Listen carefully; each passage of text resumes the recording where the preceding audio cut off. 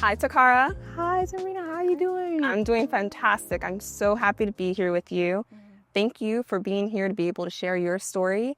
I'm here with Tocara Jackson, who is a clinical social worker and therapist who specializes in holistic wellness. Yes. And so I love everything that what you stand for, and how you're having a positive impact on the community, both adults and on children. And so I'm really excited to be able to dive into your story today. Thank you so much for having me. So I'm really happy to have you on my Art and Healing documentary show, where I'm featuring different stories of women entrepreneurs, healers, and artists who are having a positive impact on the world through their gifts. And knowing your story as a clinical social worker, I know that you're having a beautiful impact on the current and future generation of humans who are learning how to be more mindful of taking care of themselves so they can be more present in the world. So I'm just really proud of the work you're doing, and I'm excited to dive more into your story. Thank you for the opportunity to be able to share this and the importance of mindfulness and holistic practices on your mental well-being. Thank you so much. Well, the moment I met you, I could feel your radiant energy, and I'm so glad that we get to work together today to be able to capture content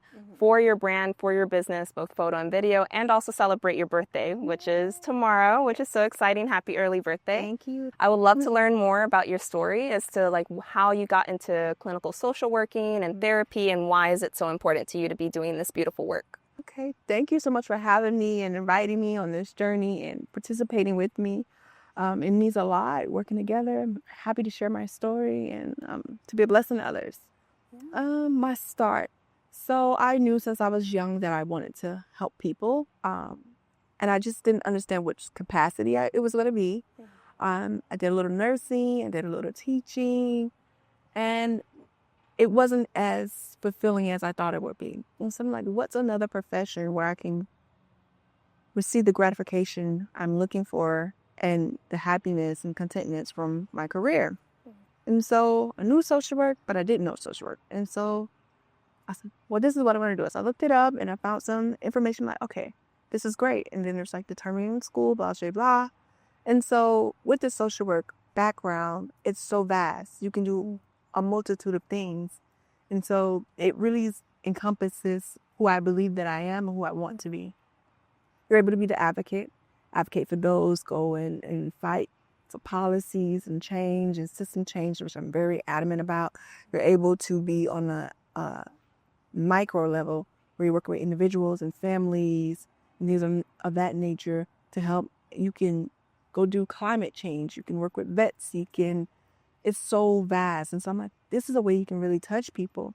And then it has the clinical component, which I thought was important, coming from a nursing background. And, I felt like a holistic view and perspective just help more with those who are struggling with healing and moving forward and, growing. That's powerful. And so it sounds like you, one, were able to see that with your background as to who you are, you were able to look at your story and see what way you can have an impact on those who are in similar shoes, or just who can connect with that holistic side. Correct. So why is it important to you to look at mental wellness from a holistic lens? As a child, you see things differently, right? You think everything's about play. It's about going out, being in an environment, having fun. As you grow older and you get older, you learn that, there's different components. There's internal, external factors that's complicating things. And so when we think about healing or we think about maturing, growing, most of the time we're looking at it from one lens. It's relationships or financial. But a holistic view gives you mind, body, and spirit. And so you have to be whole. And so many people don't move from each component.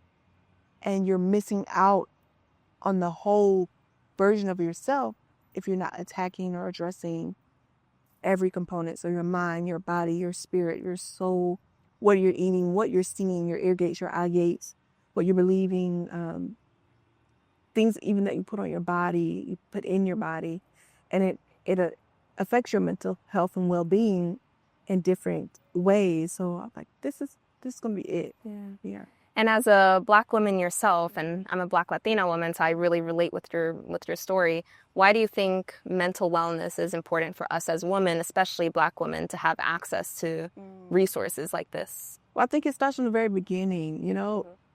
most women, especially women of color, especially Black women, you're the pillars of the community. You're carrying so much. You're taught to be strong. You're taught to be fierce.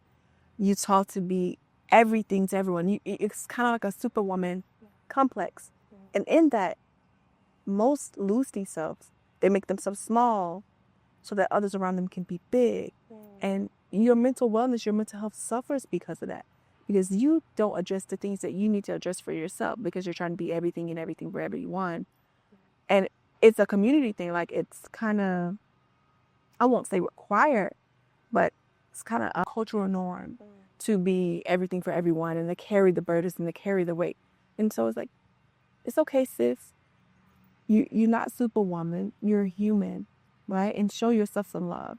I think it's important to be selfish with oneself, to focus on you for a while. And I think, especially with Black women, women of color, with everything that we carry on a day-to-day, self-love is important. Yeah.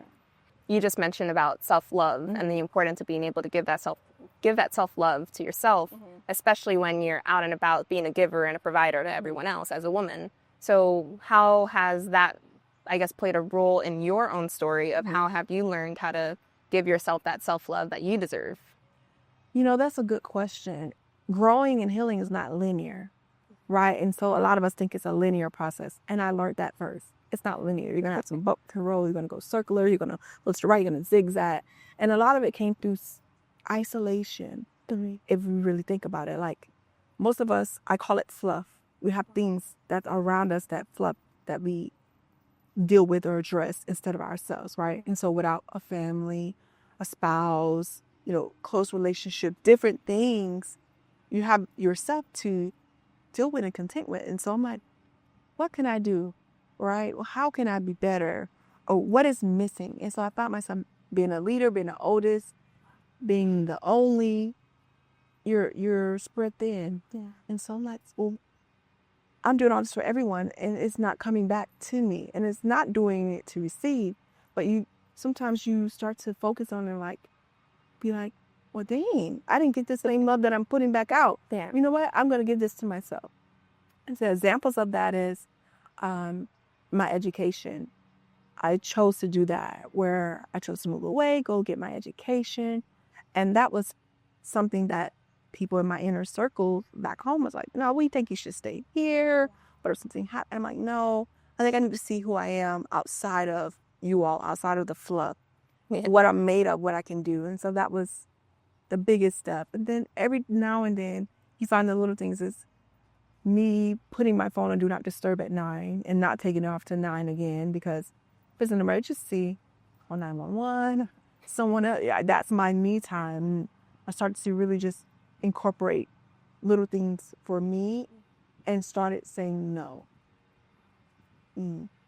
I feel like I can connect with so many different things that you said, because I'm also the oldest. I'm like that first child in the family, and as the first daughter as well. It's like there's a certain pressure that happens that I think only oldest siblings can truly understand what that feels like. And so just taking that time to check in with yourself, because you can't necessarily it'd be beautiful to rely on those around you to be able to provide the love around and for you, and that's the whole point of having a support system. Right. But first and foremost, like what you're saying, you have to be able to rely on your own self to provide that love, because you know what you deserve and you know how to recharge your batteries. So that's beautiful. Yeah, absolutely. And you mentioned something really important about saying no. Like how do you protect your time and protect your energy and know when to say no to something or an opportunity, whether it's on the professional side or on the personal side? Like, how do you know when to say no and set those boundaries versus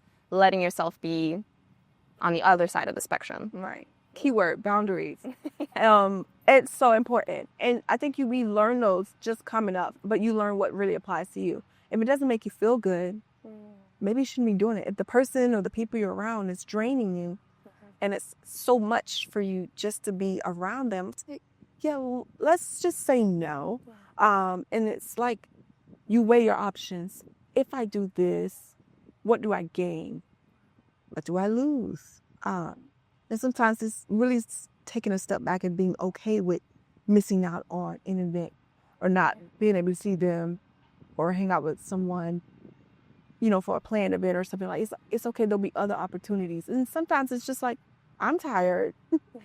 I need the energy for myself. As an introvert, it's really important that I understand that I get my energy from within.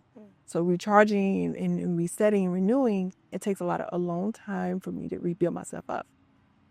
That means I have to say no to people, things, events a little more often so that where I need to be or when I need to be there.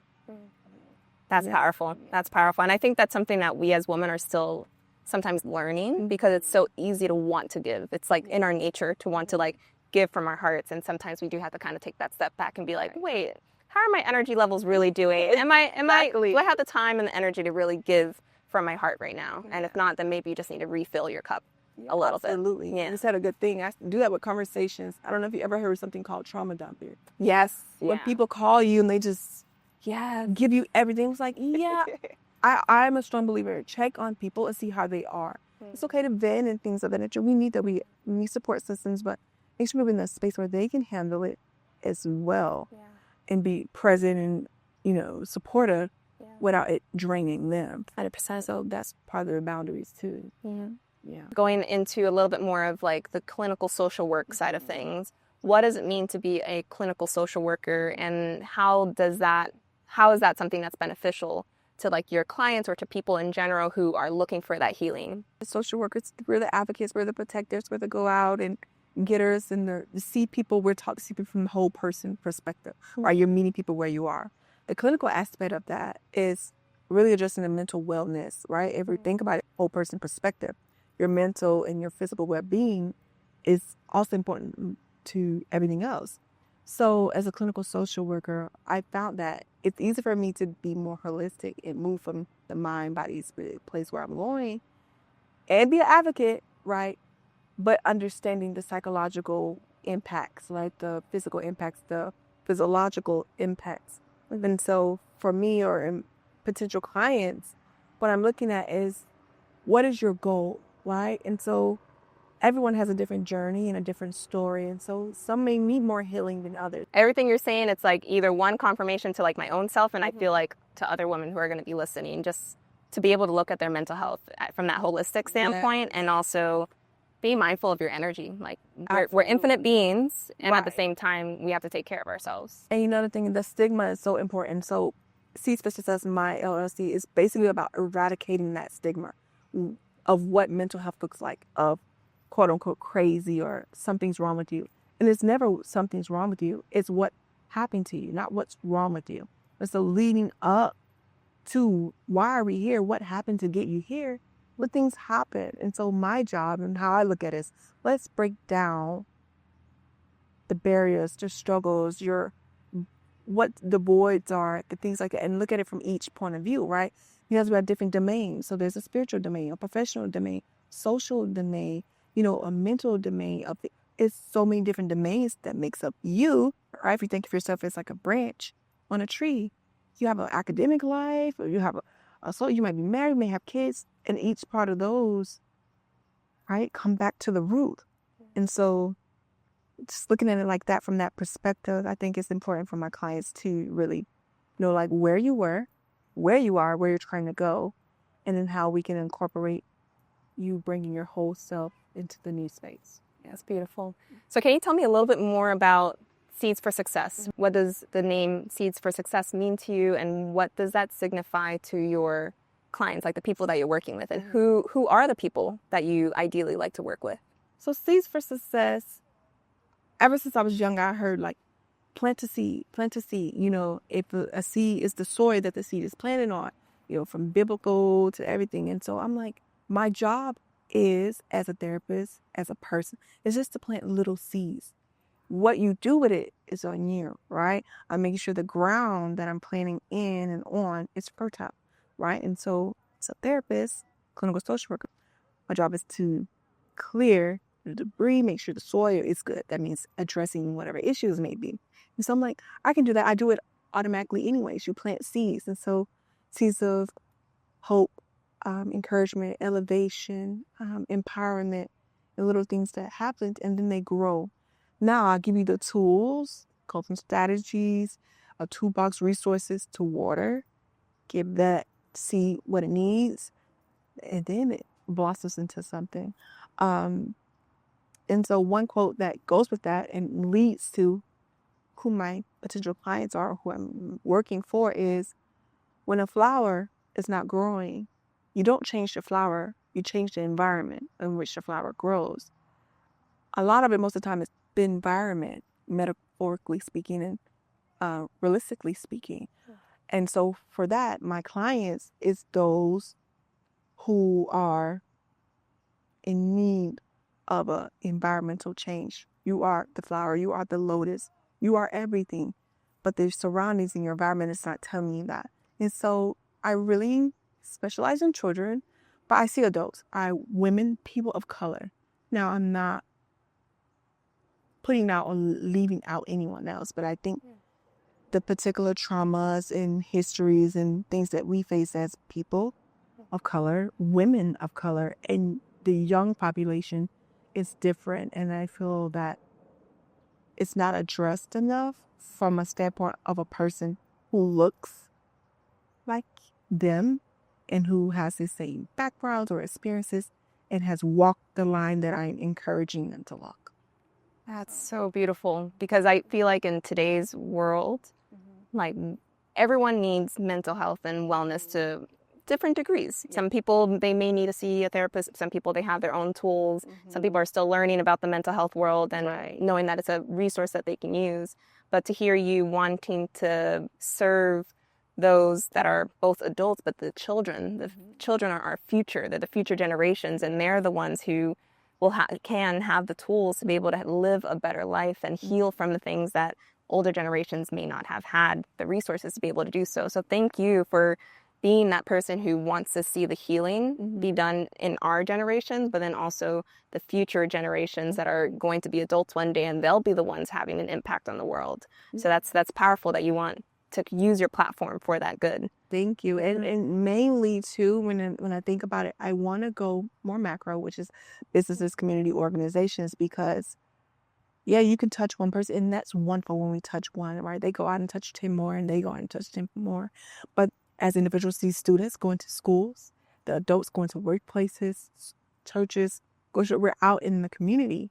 And sometimes the community as itself or organization is not well equipped, not well aware of mental health, what that looks like. So work-life balance. So I want to go into businesses and teach them how to provide the space for mental wellness in a company, right? And whether that's community, I'm going to community houses, or community neighborhoods, and do workshops. And it's really, eradication starts with awareness and information. So yeah, that's beautiful. Another tier to citrus. Yeah, that's a whole nother level. And before we wrap up, is there anything else that you'd like to share about you as a human, you and your business, you and your impact on this world? I'm all ears. I would love to learn more. What I've taken away from everything is you have one life, right? You're able to live responsibly. I want people to know that you can endure, you can enjoy, you can have fun, but you have to be responsible. And it starts with taking care of yourself. And I would say, put yourself first in all things. And that's not saying not to care about others and to, as I want to, go into the community to provide and be present. But you can't pour from an empty cup. And so I would say that for me, that's what I learned, growing up, childhood things as a young woman, as a young Black woman, living in the South, all those things that taught me, put yourself first, right? Build up your reservoirs. Then your overflow can be what you get. But you always need enough for you. That's so beautiful. Yeah, I think there's going to be a lot of women who needed to hear that message, and I appreciate you for sharing your story and sharing your light and being able to use that impact to have such a beautiful influence on other people with your gifts. Because I know it takes a lot to be a therapist and a clinical social worker and be present for other people through that healing. I know it's, there's the beautiful parts of helping somebody overcome something, but then there's also the parts of having to learn the story and help them untangle all of that. So thank you for doing that, because I know that that takes a lot of healing on your part for your own self and for others to be able to be present like that. Thank you so much for sharing your story with me. I really appreciate you taking the time to be able to just open up your heart and share your light as to what you're doing. And so a part of my art and healing documentary show is that I want to gift one of my art prints to you. And so I make art prints centered around wellness, holistic health and wellness. I'm a big believer in like affirmations and reminding yourself of your strength during those times where you may feel on top of the world and you're feeling amazing, and then the days where you just need a little nurturing reminder to be able to remind yourself that you got this no matter what comes your way. And so I feel like a big part of what you do is centered around mindfulness. And so I wanted to give you one of my art prints that is about mindfulness. And so this is one of my wellness art prints. And it says, mindfulness is the key to unlocking the door to inner peace. That's so powerful. Thank you. Right. And what I get from this is remind you to be present. Yeah. Right. Things are going to constantly be moving. The earth is constantly, spinning. But you be present, right? And be present. You just take a breath. It's going to be okay. Yeah. Yeah. Exactly. Exactly. And I feel like in the space of therapy as well, it's I think there's one thing to like, when you have a connection with your mind, and like you said, mindfulness is so connected to the present moment, because when you're mindful of that moment, you get to be present and you're not thinking of the past, you're not thinking of the future, you just get to be at peace for once and just have your thoughts not having to like take over. And so, yeah, I have different art prints just to give that reminder. And I remember you mentioning that you love the color blue and teal, and so I was like, oh, let me give her something that is aligned with that, and it matches your nails. Yes, it matches perfectly. Yeah. So things aligned. Everything's aligned, exactly. And so I also have an art stand, or like a print stand, that I'll give you in the cart. But just wanted to give that to you to start off. Thank you so much. You're welcome. It's really helpful, right? And it's something that we all need, right? It's mindfulness. You can do it when you're eating, when you're sleeping, when you're walking. Exactly. And it doesn't cost you nothing, but Exactly.